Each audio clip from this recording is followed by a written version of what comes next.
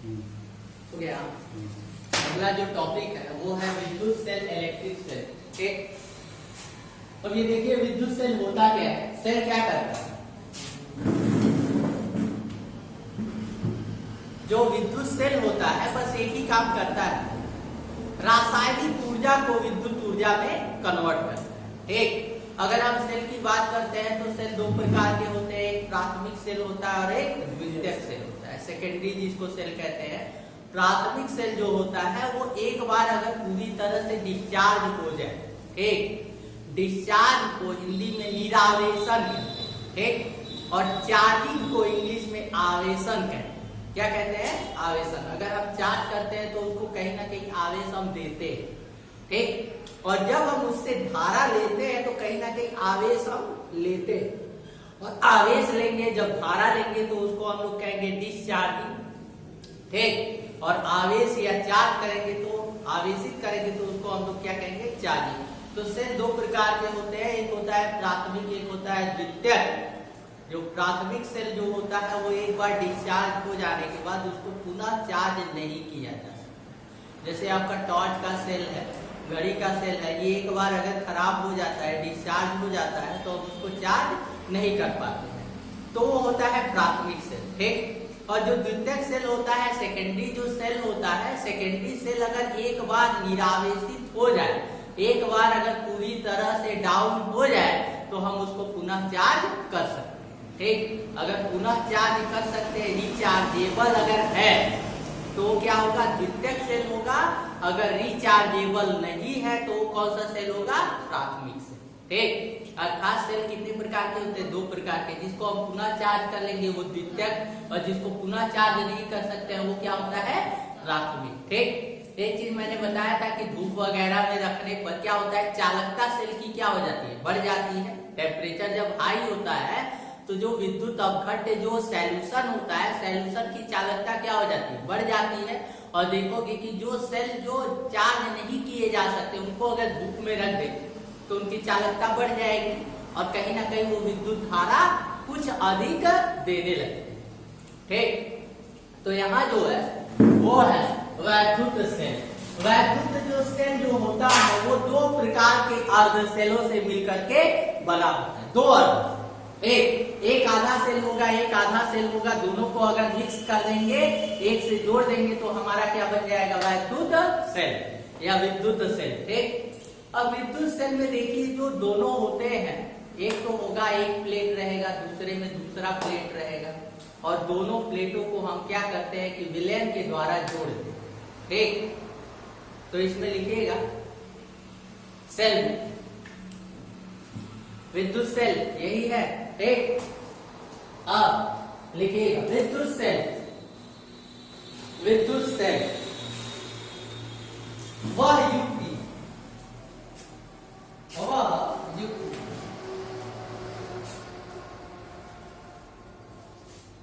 Electric cell is a electric cell as a device.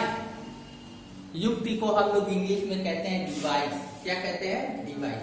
ठीक, device का मतलब क्या होता है? युक्ति। ठीक, वह युक्ति जो रासायनिक ऊर्जा, जो रासायनिक ऊर्जा विद्युत ऊर्जा में रूपांतरित करता है।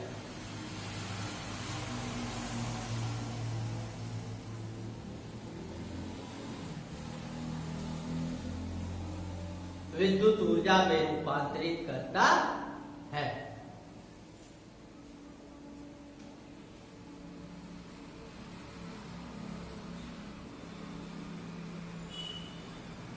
एक सेल वह युक्ति होती है जो रासायनिक ऊर्जा को किस में कन्वर्ट करेगा?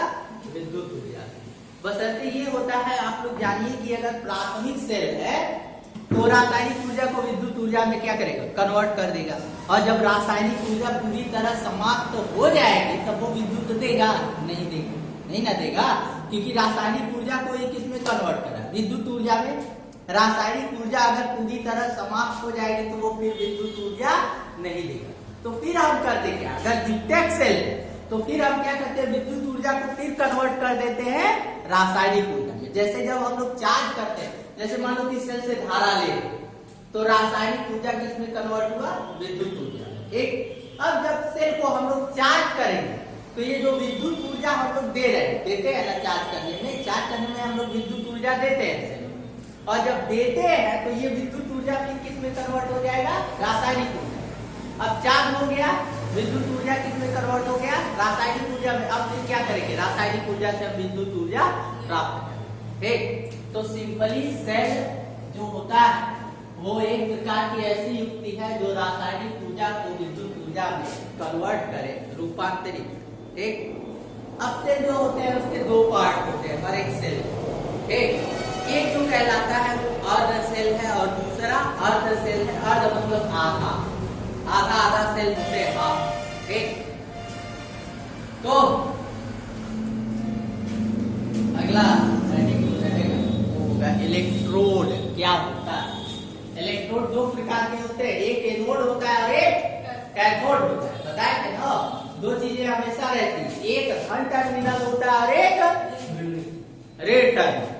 ठीक, अच्छा धन टर्मिनल पर कौन सी? धन या ऋण की तो बात छोड़ दी। एनोड किसको कहते हैं और कैथोड किसको कहते हैं? जो पॉजिटिव होता है।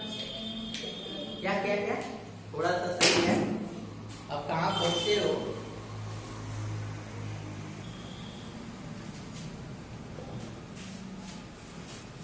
एक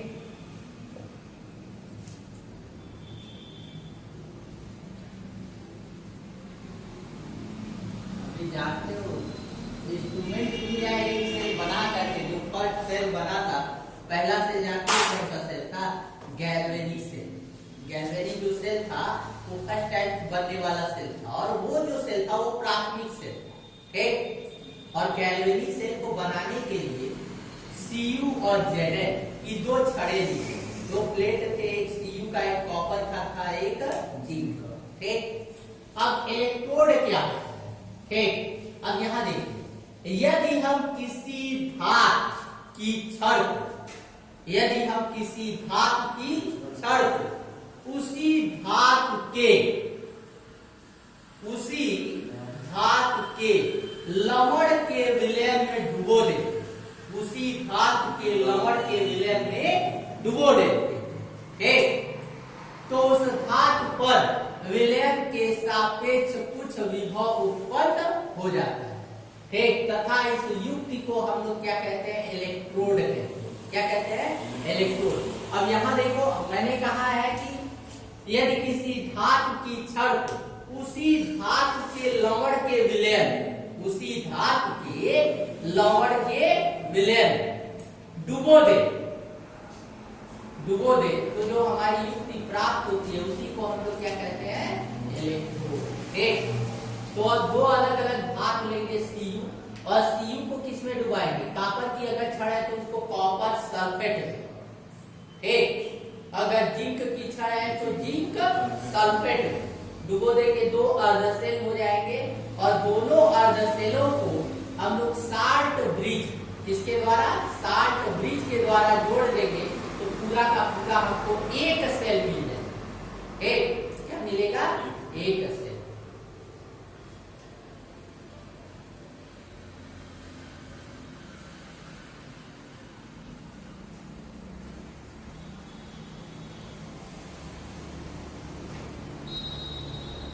अच्छा ये बताइए, अगर सेल 1.5 वोल्ट का है तो यार वो पूरा का पूरा विभव 1.5 वोल्ट देता है।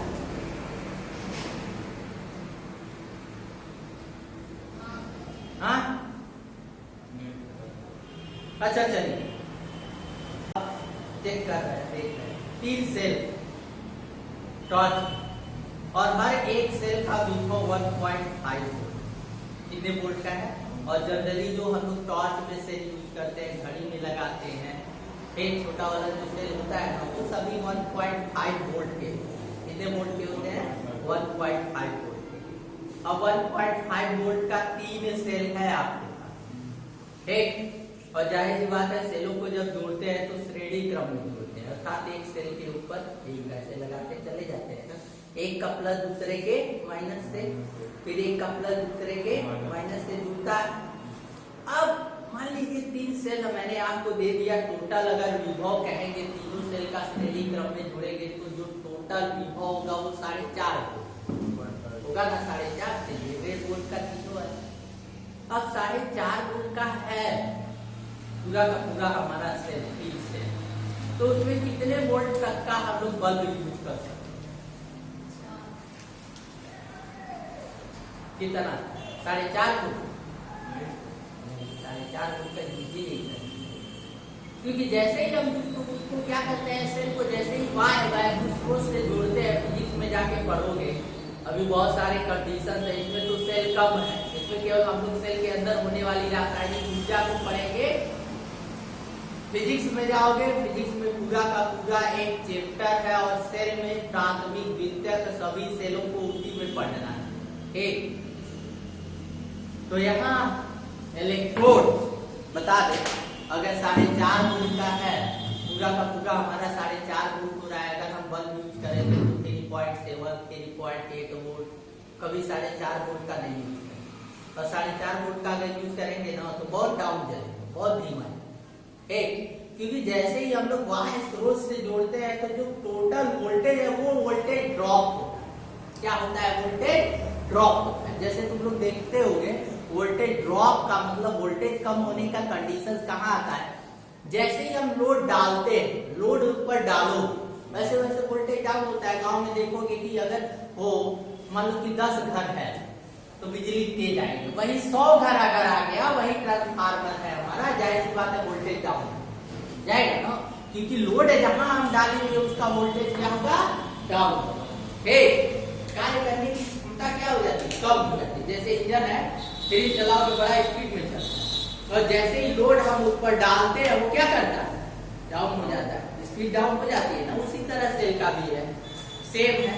अगर वैसे है तो मान लो कि केवल सेल है, वोल्ट मीटर लगाएंगे, अगर वो 1.5 वोल्ट का है तो 1.5 वोल्ट बताएगा। लेकिन जैसे उससे कोई लोड जोड़ देंगे, कोई बल्ब को जोड़ देंगे, फिर हम जब चेक करेंगे तो 1.5 नहीं बताएगा, क्योंकि लोड जुड़ गया। अब कहीं ना कहीं वोल्टेज क्या होगा? ड्रॉप, कम। तो लिखिएगा इलेक्ट्रोड। देखिएगा, जब किसी धातु की छड़, जब किसी धातु की छड़ उसी धातु के लवण के विलय, उसी धातु के लवण के विलय डुबो दिया जाता, डुबो दिया जाता है। एक चीज हमेशा याद रखिएगा, प्रैक्टिकली अगर इलेक्ट्रोड को हमको बनाना है तो किसी भी धातु की एक छड़ लेंगे और उस छड़ को उसी धातु के लवण के विलयन क्या करेंगे? डुबो देंगे, तो वो हमारा क्या बन जाएगा? इलेक्ट्रोड। इसी तरह दूसरा भी लेंगे, एक धातु की प्लेट लेंगे और उसके धातु के उसी के लवण के विलयन में क्या करेंगे? डुबो देंगे। 2 अर्ध सेल मिल गया, आधा सेल आधा सेल। अब इसको क्या करेंगे? एक ब्रिज के द्वारा जोड़ेंगे, जिसको हम लोग साल्ट ब्रिज कहते हैं। किसी चीज को जोड़ने के लिए ब्रिज का इस्तेमाल करते हैं ना, पुल का, तो साल्ट ब्रिज होता है। हो गया? धातु के विलयन में डुबो देते हैं। तो विलयन के सापेक्ष, तो विलयन के सापेक्ष धातु पर कुछ विभव, धातु पर कुछ विभव उत्पन्न हो जाता है। तो धातु की छड़ पर, छड़ आगे कर लीजिएगा, तो धातु की छड़, छड़ वो प्लेट हो, कुछ भी हो सकता है वहां, तो धातु की छड़ पर कुछ विभव उत्पन्न हो जाता है। इस प्रकार प्राप्त युक्ति, इस प्रकार प्राप्त युक्ति, युक्ति को इलेक्ट्रोड, इलेक्ट्रोड या अर्ध सेल कहते हैं।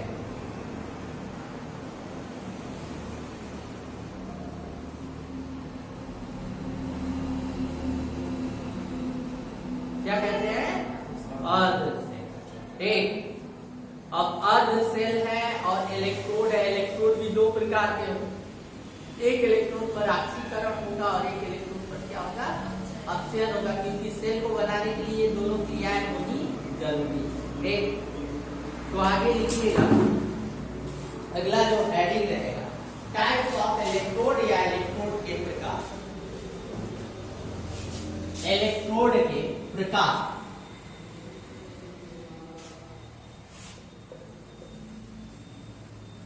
इलेक्ट्रोड के प्रकार, टाइप्स ऑफ इलेक्ट्रोड। तो इलेक्ट्रोड कितने प्रकार के, कितने प्रकार के बाबू? दो। कौन कौन से? एक पर ऑक्सीकरण और एक पर क्या, अपचयन। और जिस पर ऑक्सीकरण उसको क्या कहेंगे, अभी बोले, हाँ, जिस पर ऑक्सीकरण होगा उसको क्या,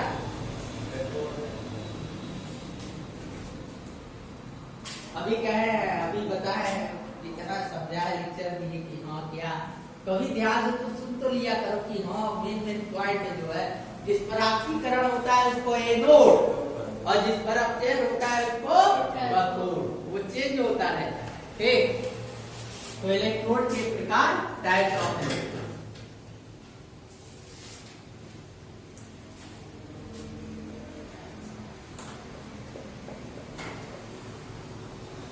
टाइप्स ऑफ इलेक्ट्रोड, इलेक्ट्रोड के प्रकार। एक तो जानते ही हो इलेक्ट्रोड दो प्रकार के होते हैं, तो लिख लीजिएगा, इलेक्ट्रोड दो प्रकार के होते हैं।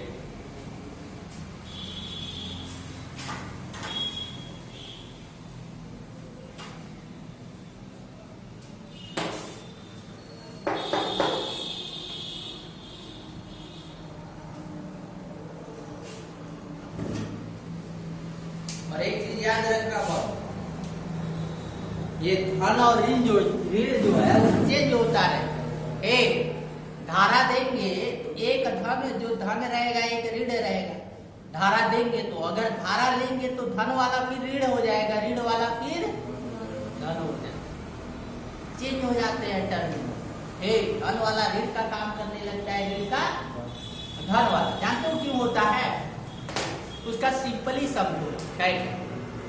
जब भी हम ऊर्जा लेते हैं, ऊर्जा ले रहे, विद्युत धारा ले रहे और फिर विद्युत धारा दे रहे, लेने की विपरीत क्रिया है देना, है ना?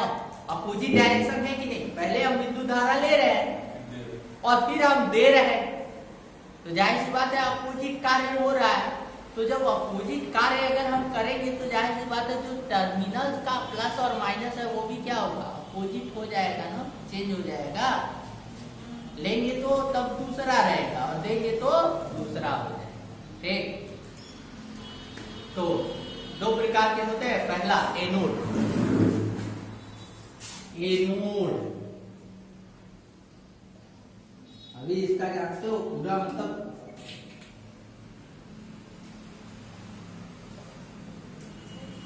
एनोड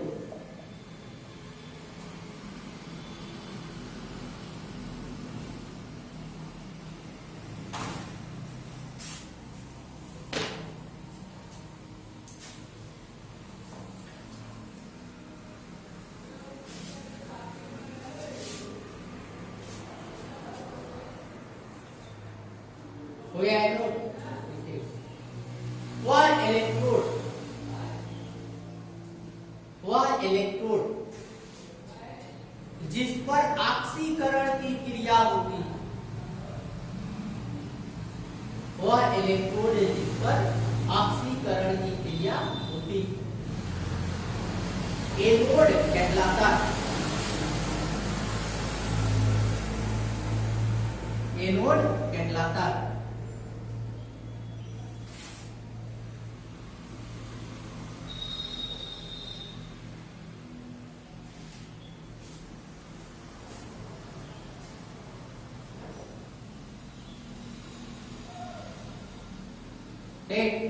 जिस पर ऑक्सीकरण की क्रिया होगी एनोड और जिस पर अपचयन की क्रिया होगी कैथोड। सेकेंड हेडिंग रहेगा कैथोड।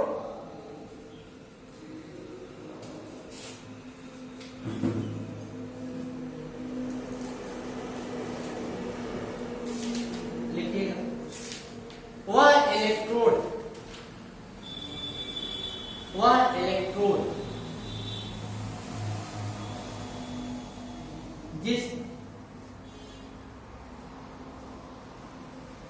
जिस अपचयन की क्रिया होती,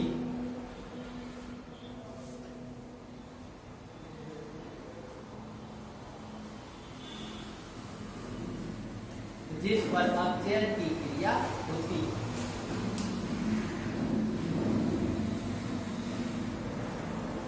कैथोड कहलाता है।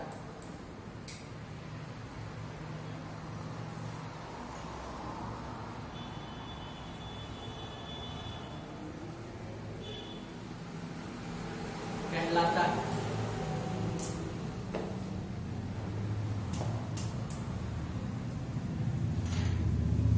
अगला जो हेडिंग रहेगा वो होगा इलेक्ट्रोड विभव।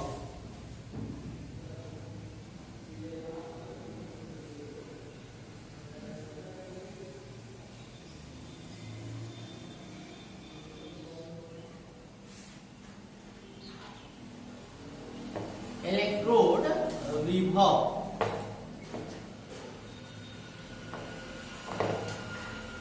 एक लिखिए, जब किसी क्षण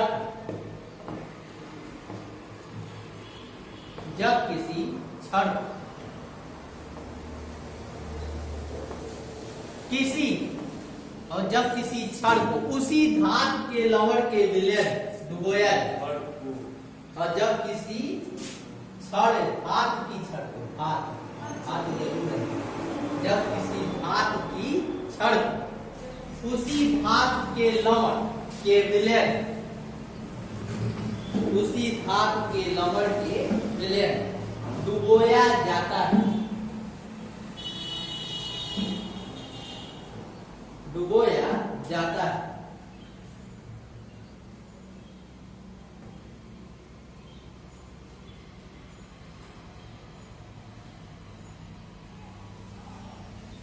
क्या कहते हैं? डुबोते, डुबोया जाता है।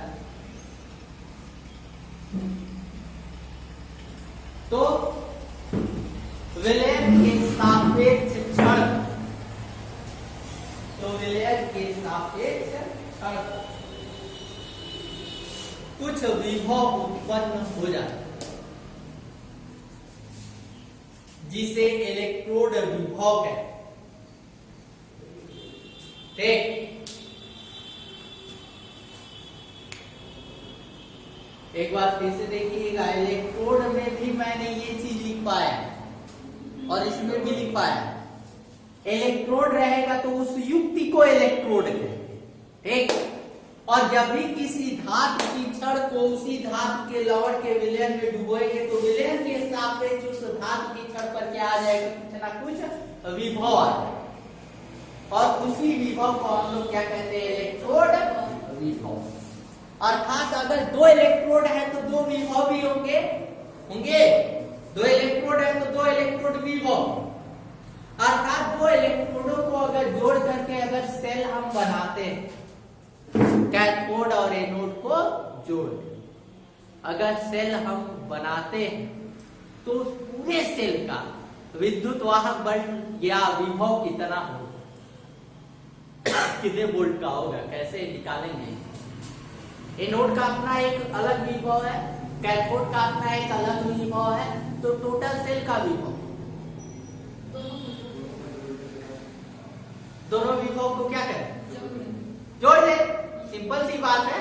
अरे हम बताए थे ना, अभी कल ही बताए थे, एक का एनोड का विभव, एक का अलग कैथोड का विभव, दोनों को जोड़ दे, एक सेल बन गया, तो सेल का टोटल विभव कितना?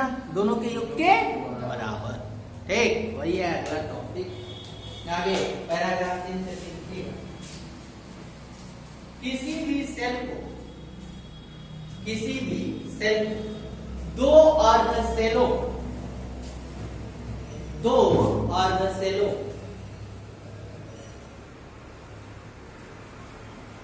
वो अर्ध सेल कौन कौन से होते हैं?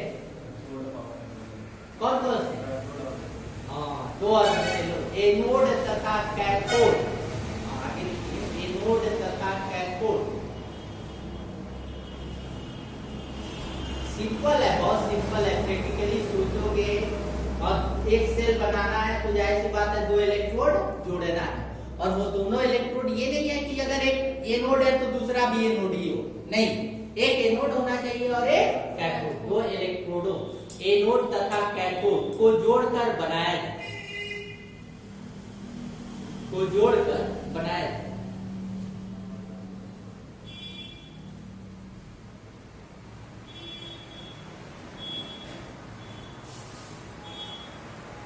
एक जोड़कर बनाया जाता है। अतः किसी सेल का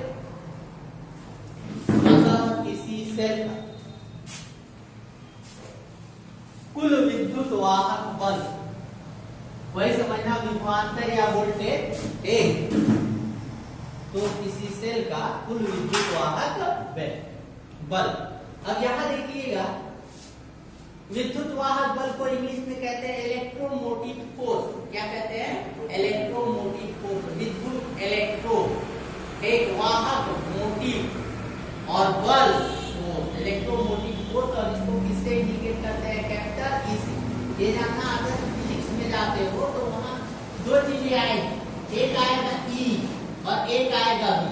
जो ई होता है वो सेल का विद्युत वाहक बल।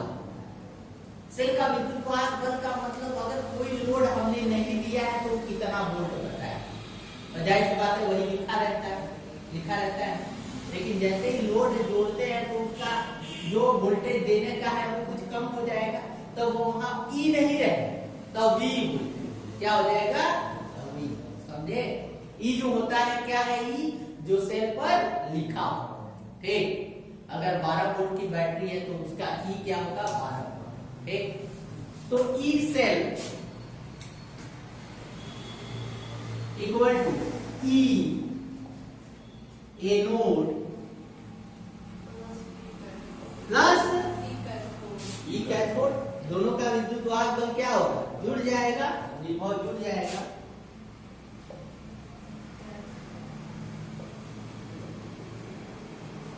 ठीक, इसमें कोई दिक्कत नहीं ना है। अब यहाँ देखिएगा, आंकिक लगाने में जितने भी कंपटीशन एग्जामिनेशन होते हैं इसमें आंकिक लगाने में ये जो फार्मूला है ये बहुत यूज होता है, ठीक। लेकिन फार्मूले को किस तरह से सीधा सीधा अगर दे दे और सीधे जोड़ दोगे, जोड़े पर नहीं आता, ठीक। उसका जब एक्सरसाइज करोगे तो कैसे किसको किसमें कन्वर्ट करना है ये हम बताएंगे, ठीक। तो ये फार्मूला है, सिंपली ये समझिए, E cell equal to E anode plus E cathode, ठीक। तो पूरे सेल का विद्युत वाहक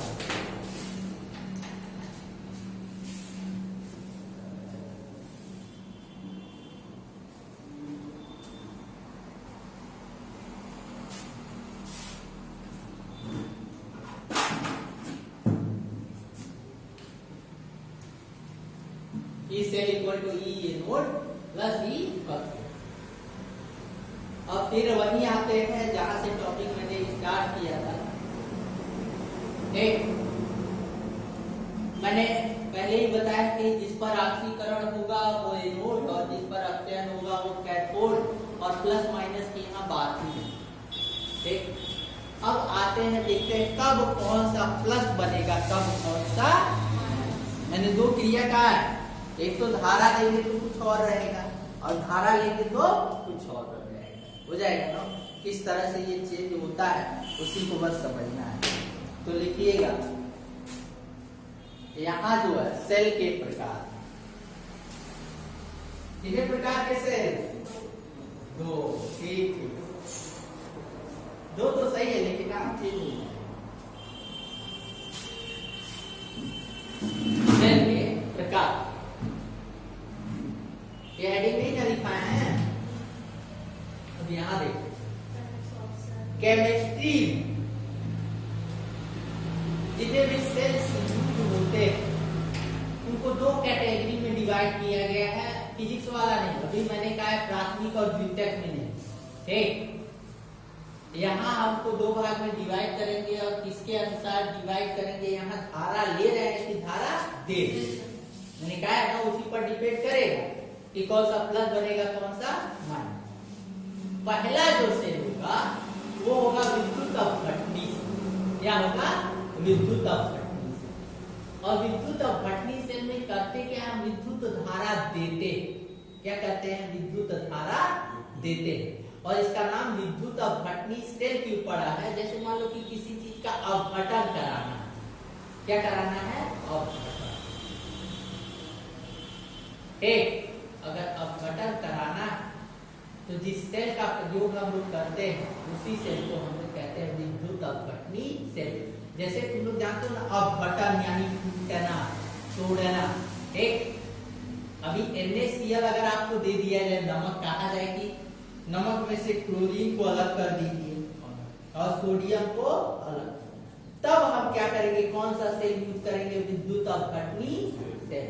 और विद्युत अपघटनी सेल का सबसे ज्यादा यूज होता है इलेक्ट्रोप्लेटिंग। इसमें इलेक्ट्रोप्लेटिंग। इलेक्ट्रोप्लेटिंग क्या होता है ये जान लो पहले। जैसे मान लो कि लोहे का सामान, लोहे के सामान में जंग बहुत जल्दी लगता है और जंग से बचाने के लिए हम किसी ऐसी धातु की, हमको उस लोहे के वस्तु पर किसी ऐसी धातु की एक पतली लेयर, परत चढ़ानी है जो कि जंग न लगे। जैसे तुम लोग देखे होंगे, लोग कहते हैं सोने पानी चढ़, है ना जी। तो सोने पानी कैसे चढ़ाया जाता है पता है? ये चांदी का लेप लगा देते, लोहे का कोई चीज ऊपर चांदी का लेप लगा दो, कभी जंग नहीं लगता, होता है ना। तो उसको कहते हैं इलेक्ट्रोप्लेटिंग। ठीक, उसमें कहते क्या है, जिस पर लेप लगाना होता है उसको एक बनाते, एक इलेक्ट्रोड, और जिसका लेप लगाना है उसको दूसरा बनाते। और विद्युत अपघटनी सेल में हम अपघटन करेंगे तो होता क्या है, जैसे मान लो कि एक चांदी का हो गया, एक लोहे का, तब चांदी में से चांदी निकल करके और लोहे वाला जो छड़ होगा, जो भी इंस्ट्रूमेंट होगा, जो भी वस्तु होगा, उसका पतला सा चढ़ता है। अब हमको जितना मोटा चढ़ाना है उतने देर तक विद्युत धारा प्रवाहित करते हैं। वो एक समान एक लेयर में बिल्कुल चढ़ता चला, एक पूरा का पूरा हर चढ़। तो उसी को हम लोग क्या कहते हैं, इलेक्ट्रोप्लेटिंग। एक पहला लिखिए, विद्युत अपघटन